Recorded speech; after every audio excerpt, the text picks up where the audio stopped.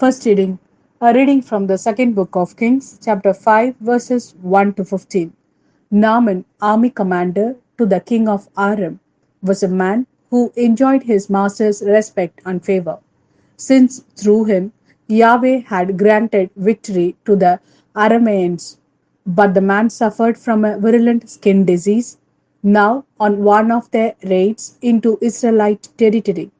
The Arameans had carried off a little girl who became a servant of Naaman's wife. She said to her mistress, if only my master would approach the prophet of Samaria, he would cure him of his skin disease. Naaman went and told his master, this and this, he reported, is what the girl from Israel has said. Go by all means, said the king of Aram. I shall send a letter to the king of Israel. So Naaman left, taking with him 10 talents of silver, 6,000 shekels of gold, and 10 festal robes. He presented the letter to the king of Israel. It read, with this letter I am sending my servant Naaman to you, for you to cure him of his skin disease. When the king of Israel read the letter, he tore his clothes. Am I a god to give death or life? He said. For him to send a man to me and ask me to cure him of his skin disease? Listen to this and take note of it and see how they intends to pick a quarrel with me. When Elisha heard that the king of Israel had torn his clothes, he sent word to the king. Why have you torn your clothes? Let him come to me, and he will find there is a prophet in Israel. So Naaman came with his team and chariot and drew up at the door of Elisa's house.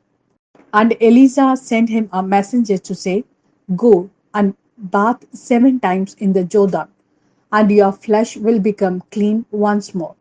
But Naaman was indignant and went off, saying, here was I, thinking he would be sure to come out to me and stand there and call on the name of Yahweh his God and wave his hand over the spot and cure the part that was diseased.